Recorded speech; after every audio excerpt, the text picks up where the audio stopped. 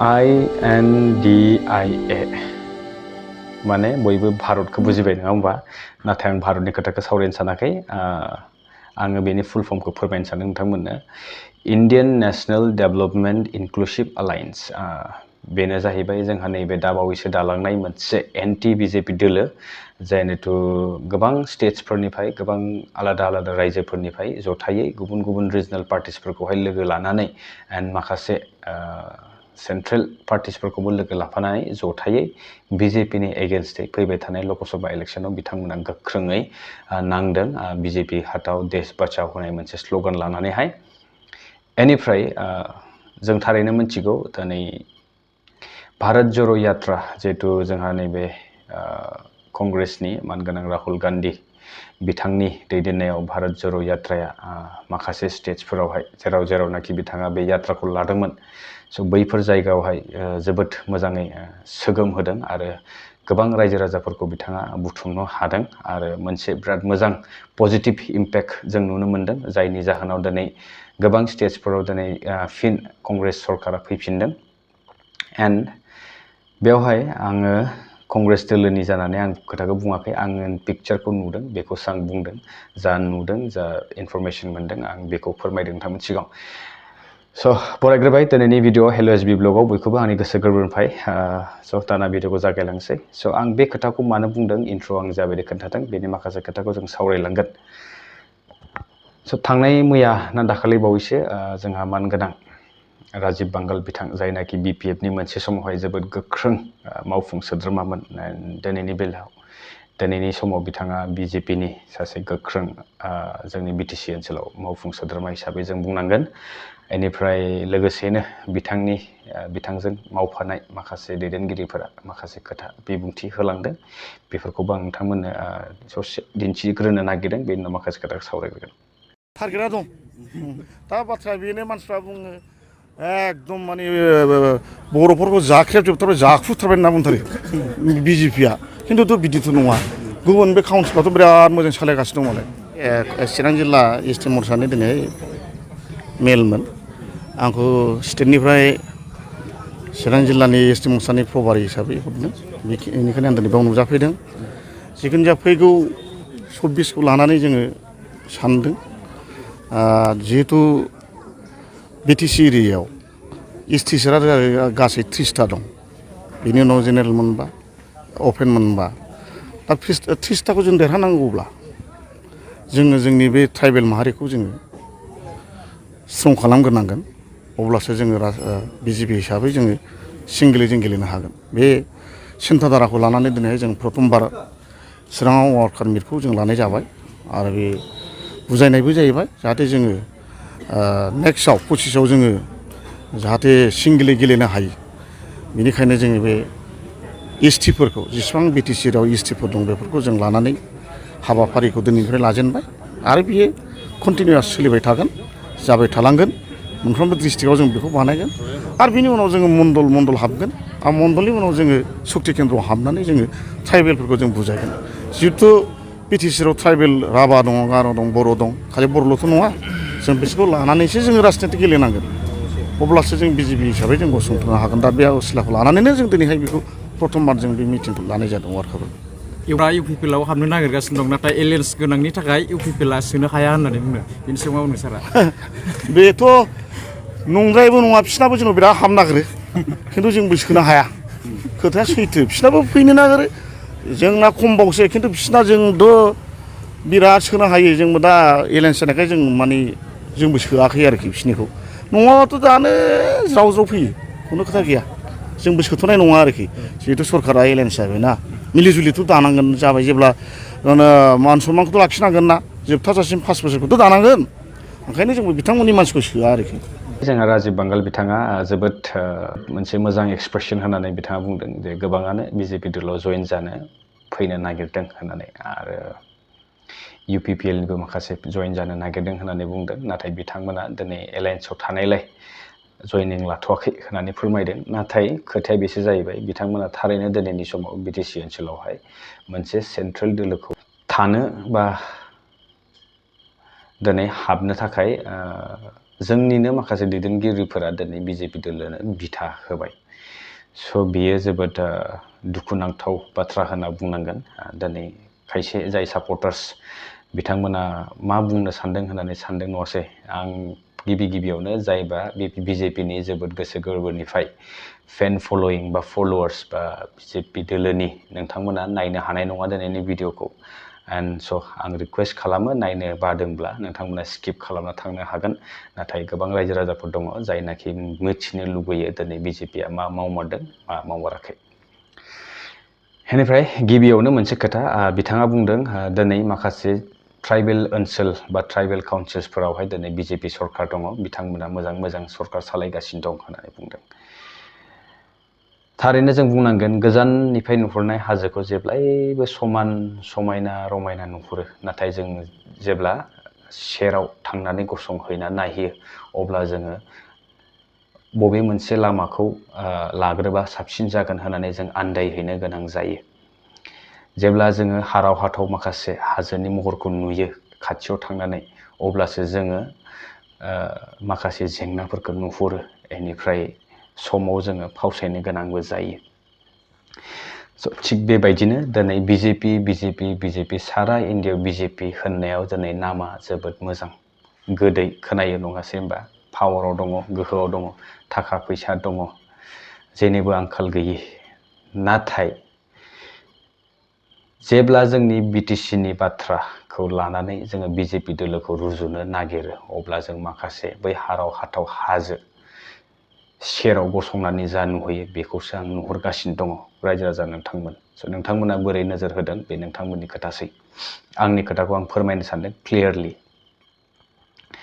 BJP दोलोआ नो doubt सेन्ट्रेलनि मोनसे दोलो जायनाखि जोबोद गोहोगोरा, गोहो दङ, पावाराव दङ। गुबुन स्टेट्सफोरावनो बिजेपि दोलोआ दिनै डमिनेन्ट जानानै दङ। स' बे बेलायाव जोङो मोजाङैनो मोनथिनो हायो दिनै मणिपुराव मा जानानै दङ सिटुवेसना। भायलेन्सआनो जोबनो थाङाखै। स' बेवहाय सोरनि सरकार दङ बर्थमान? बिजेपिनि सरकार। हम मिनिस्टारा गोबाव समनि उनाव गोबां मिडियाफोराव प्रसार जाखांनायनि उनाव बिथाङा फैयो। नाथाय बिथां फैनानै माबा मोनसे सलिउसन होलांनायखौ जों नुनो मोनाखैमोन आरो माबा मोनसे प्रब्लेम सल्भ जानायखौ जों नुनो मोनाखै। स' बे बेलायाव बिथांमोना जोबोद हालाय हाफाय खस्थ' जानो गोनां जायो। गोबाङानो न' गैजायै जालांनो गोनां जायो। बायदिसिना जाथायबो जों खोनानो मोन्दों बा नुदों। रेप बायदिसिना जालांनाय, मलेस्टेड खालामजानाय, नेकेड मार्च खालामलायनाय बेफोरबायदि जाथाया जों जानायखौ नुदों। आरो सानसे साननै सप्तानैनि बाथ्रा नङा बियो, गोबाव सम। जेरै इउक्रेन आरो रासिया वार जादों, थिग बेबायदिनो दिनै जोंनिनो इण्डियायाव मोनसे इन्टारनेल वार जागासिनो दङ। बेखौ दिनै कमप्लिटलि सेन्ट्रेलावबो बिजेपि, स्टेटआवबो बिजेपि बिथांमोना दिनै बेखौ कमप्रमाइज खालामना होनो बा बे सिटुवेसनखौ हेन्डेल खालामनो थाखाय दिनै 100% फेलियर जानानै फैदों। एन्ड बिथाङा लास्टाव बुंबावदों त्रिपुरायाव दिनै आं दाखालि मोनसे भिडिअ बुंदोंमोन, लोगो सासे फैनाय बाथ्रा। बिथाङा बुंदों त्रिपुरायाव दिनै जोंनि बायदि मोनसे काउन्सिल दङ एडिसि। स' जेरावनाखि ककबरक माखासे अरिजिन त्रिपुरिफोरा थायो, जायनाखि बेंगलि रायलाया, बिथांमोना दिनै गावनिनो स्टेटआव गावसिनिनो काउन्सिलाव दिनै अभार रुल खालामजागासिनो दङ। तिप्रा मथाखौ बयबो मिथियो जानांगौ। बिथाङा जोबोद गोख्रों सासे लिडार। बिथाङा दिनैनि समाव माबायदिहाय गावनि रायजो राजाफोरनि थाखाय दिनै स्टेन्ड हमदों सरकार थासेयावबो। स' बिथांबायदि जोंनि दैदेनगिरिफ्रा थारैनो जानो हामारगोन नामा? अब्ला जोङो बिजेपि दोलोखौ मस्ट वेलकाम खालामनो हागौमोन। नाथाय दिनै जों नुबाय मा, एलायन्सआव थासेयावबो जोंनिनो मोनसे रिजनेल पार्टिया दिनै एलायन्सआव थासेयावबो नाख्रेब जानायखौ जों नुनो मोनो। अब्ला बे बेलायाव जुदि जोङो कमप्लिटलि सारा बिटिसिखौ बिजेपिनि आखायाव हेन्डअभार खालामना होयोब्ला, गाबोननि समाव जोंनि मोनथायफोरखौ जोङो बिजेपि दोलोनि सिगाङाव फोरमायोब्ला थारैनो बिथांमोना जोंनि माखासे जेंना जेंसिफोरखौ सुस्रांनो थाखाय आगबारायबोनो हागोन ना? आं बेखौसो सोंनो लुबैदों राजिब बांगाल बायदि माखासे गोबां मेलेमजिबि दैदेनगिरिफोरखौ। दिनै जों थारैनो बुंनांगोन बिजेपिया मोनसे वान साइडेडखौ जों नुनो मोनखायो रिलिजन धर्मनि खेथ्रआवबो। बेनिफ्राय सम सम जोङो गोबां माखासे नामफोरनि सोलाय सोल' जानायखौबो जों नुनो मोनदों थिग बेबायदिनो बिथांमोना जोबोद मेगन सायो दिनै जिहेतु सारा स्टेट्सफोरा जेराव जेराव बिजेपि गैया बेयाव एन्टि बिजेपि मोनसे इउनाइटेडलि इन्डिया दाफुंनो साक्सेसफुल जाबाय स' दिनै गोबाङानो चेन्ज जाफिननो हमदों आरो गोबां स्टेट्सफोरा दिनै बिजेपिनिफ्राय फिन आरोबाव सोरबा इण्डियान नेशनेल कंग्रेस सोरबा तृणमूल कंग्रेस बा सोरबा जेडिइउ आरजेडि थ' बेबायदि जथाय दिनै सरकार दानो थाखाय साक्सेसफुल जाबोगासिनो दङ एन्ड बे बेलायाव दिनै जोंनि फिसा मोनसे काउन्सिला दिनै जोबोद गिदिर गिदिर सिमां नुहरदों बिथांमोना जोंनि फिसा खरलेबसेल' काउन्सिलखौ दिनै बिजेपि बायदि मोनसे दोलोनो हगारना होनो नागिरदों जेरावनाखि बिथांमोनानो आं नुहरदों पिक्चारखौ क्लियारलि मोनसे समावहाय बिथांमोनानो जोगार जागोन थिग दिनै जेरै रिजनेल पार्टि मोनसे थासेयावबो दिनै स्टेटजों जोङो बा स्टेटआव सोर दङ दिनै जों मिथिगौ बिजेपिजों जोङो गाग्लोबजाबाय थायो अब्ला फुल प्लेजेड पावारखौ होयोबा बिथांमोननो थारैनो बिथांमोना जोंनि खोथाखौ खोनासंगोन एज आ होल कमन खोथा खोनासंनानै जोंनि माखासे कनस्टिटिउसन जे दाबोदोंमोन 2003 आव बेखौ स्क्रेप खालामगोन नामा होननानैसो आङो डाउटफुल जादों माखासे अट'नमास एडमिनिस्ट्रेटिभ जुडिशियेल लेजिस्लेटिभ उइदिन द स्टेट माखासे गोहोखौ जोङो गावखुंथाय गोहोखौ जोङो मोननो हायो स' बे बेलायाव दिनै बै सेन्ट्रेल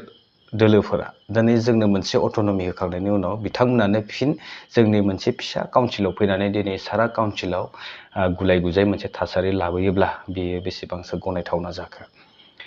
बिथांमोनानो दिनै माखासे अट'नमिखौ होबाय कनस्टिटिउसन बायदियै बेनिफ्राय जोङो मोनसे रिजनेल सेन्टिमेन्ट्स लानानै जोङो दिनैनि समाव रिजनेल मोनसे दोलो दानानै जोंनि जे गावखुंथायखौ सालायनो नागिरदों बा सालायगासिनो दङ माखासे एडमिनिस्ट्रेटिभ लेजिस्लेटिभ आरो माखासे जुडिशियेल पावार्स एन्ड फांसन्सफोरखौ काउन्सिलनि आन्दारावहाय सालायनो गोहो होनाय जायो स' बे बेलायाव दिनै सेन्टारावबो स्टेटआवबो आरो काउन्सिलावबो जुदि मोनसेयानो दोलो थायोबा बेसेबां प्रटेक्टेड जागोन बियो मोनसे समाव जेब्लानाखि बिथांमोना फुल प्लेजेड सेन्टार स्टेट आरो काउन्सिलाव जुदि मोनसे दोलोजों सालायजानो गोनां जायोब्ला जोंनि बे संबिधान जिहेतु सुक्तियाव दंमोन बेफोरो स्क्रेप जाया होननानै सोर गेरेन्टि लानो हागोन स' बियो जोबोद साननो गोनां बाथ्रा आं बारा मेलेमजिबिबो नङा आं बा इन्टेलेक्सुयेलबो नङा आंहा लिमिटेड नलेज दङ आं सिगाङावनो फोरमायखाबाय स' बेनिखायनो आं बारा बुंनो सानाखै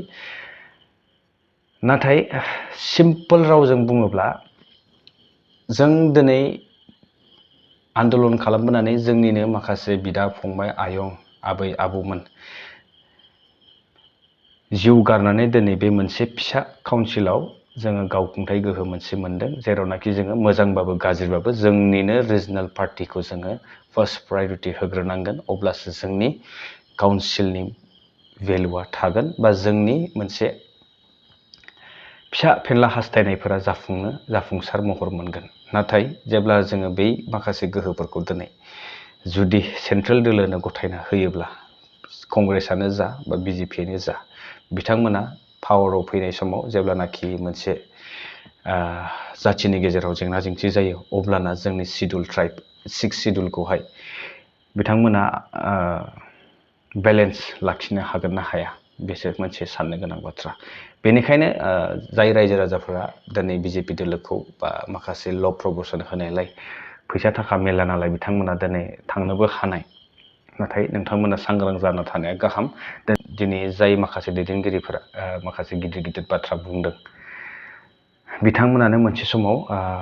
खिथियाव खि लाना खारनो गोनां जागोन होननानै आं सानदों बिथांमोनानो मोनसे समाव जायनाखि दिनैनि समाव गोख्रों बिटिसिआवहाय माखासे एसटि मर्चा एसटि सेल माखासे इउथ एसटिफोरनि इउथ मर्चा बायदिसिना दागासिनो दङ बिथांमोनानो मोनसे समाव जोगार जागोन बियो रोखा आरो बिथांमोना फात्ता होजानाय नङा बेबो रोखा बाथ्रा बेनिफ्राय रायजो राजाफोरा बेबायदि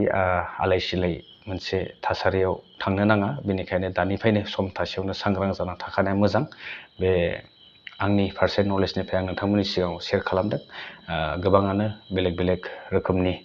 साननाय हनाय दङ स' बे बेलायाव माखासे जायबा फल'वार्सफोर बिजेपिनि जायबा गोसो गोरबो होथाबनानै दिनै बिजेपि दोलोआव थांदों बा दङ बिथांमोना दिनैनि भिडिअखौ गाज्रि मोननो हानाय बेनि थाखायनो आं बिथांमोननिसिम निमाहा बिग्रोनाय थाबाय आंनि मोनसे पार्सनेल पॉइंट अफ भिउखौ आङो नोंथांमोननि सिगाङाव शेयार खालामदों माखासे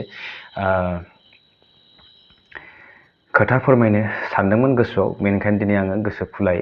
गासिबखौबो फोरमायना होजोब्बाय जा आं बुजिदों जा आं सानदों जेरैबायदि आं जागोन होननानै सानदों बेखौ स' आसा खालामदों लिडारफोरा गोख्रोंबा थारैनो बेबायदि जानाङा नाथाय जोङो स्ट्रेट फरवार्ड मोनसे खोथाखौ सानना नायोब्ला सेन्ट्रेल दोलोनि माखासे एम्स एन्ड अबजेक्टिभ्सफोरा नोंनि फिसा फिसा कनस्टिटिउसननि माखासे जेब्लानाखि नों मोनसे बिराद गिदिर पावाराव थायो होमबालाय बै माखासे फिसा एमप्लयिसफोरखौ गादबनो बेसेबांथ' समय नांगौ नङा होमबा स' बेबायदि मोनसे खोथा फैयो बेनिखायनो जेब्ला सेन्टारा जेब्ला हाइ कमान्ड होनदों नङा होमबा जोङो माखासे जोंनि फिसा फिसा इस्युसफोरखौ लानानै जोङो साबैसे हाइ कमान्डखौ लोगो हमनो गोनां जागोन स' बेबो जोंनि गेजेराव माखासे जेंना जेंसि फैगोन जेब्लानाखि जोङो सेन्ट्रेल दोलोफोरखौ बेबायदि गोहो हरोब्ला थोंजोङै एलायन्सआव नो डाउट जों थानो गोनां जाखागोन खिन्थु जोंनि काउन्सिलाव जोंनि रिजनेल पार्टि थानायानो गाहाम नङाब्ला जोङो डाइरेक्टलि सेन्ट्रेलखौनो रुल खालामनो होयोब्ला जों माखासे खोथाफोरखौ बिथांमोननिसिम फोरमायनो हानाय नङा बेनिफ्राय त्रिपुरानि बाथ्रा बुंदों त्रिपुरायाव दासिमहालागै माखासे लिंगुइस्टिक मोनसे आन्दलन सोलिगासिनो दङ स' गोबां दुखुनि बाथ्रा बिथांमोना दिनै जोंनिख्रुइबो सिगांसिन मोननाय एडिसिमोन नाथाय बिथांमोना दिनैसिम बै काउन्सिल फिसाखौनो दिनै नारा नाथा जुजिनानै बासायनो नाजागासिनो दङ स' बे बेलायाव नोंथांमोना नायनो हागोन गुगोलफोराव सार्च खालामनानै नायोब्ला मोनथिनो हागोन स' बेसेनोसै गोबां बुंनो दंबावोमोन नाथाय बांद्राय बुंबाबो बाराद्राय जागोन नामा होननानै आं स' जियानो हक रायजो राजा नोंथांमोननि अपिनियन्सखौबो नांगौ आंनो बेनिखायनो आं दिनै लिमिटेड नलेजजों आंनि लिमिटेड माखासे खोथाफोरखौ नोंथांमोननि सिगाङाव फोरमायबाय आरो माखासे गोबां खोथा दंबावो जायनाखि आङो मोजाङै डिटेल स्टाडि खालामनानै नोंथांमोननिसिम फिन खनसेबाव बिजेपि आरो नैबे इन्डिया आरो नैबे इन्डियाखौहाय भारतआव चेन्ज खालामनो नागिरनायनि माखासे खोथाफोरखौबो आङो फिन खनसेबाव नोंथांमोननि रिकुवेस्टखौ नेनानै थागोन जुदि नोंथांमोना रिकुवेस्ट खालामहरोब्ला आङो पिपिटि लाबोनानै मोजाङै मोनसे एक्सप्लेनेसन बायदिहाय नोंथांमोननिसिम आं बै भिडिअखौ लाना फैगोन स' दिनैनि थाखाय आं बारा बुंनो सानाखै बेखिनियानोसै बेखिनिखौ बुंनानै आं दिनैनि भिडिअखौ फोजोबनाय जाबाय गोजोन्थों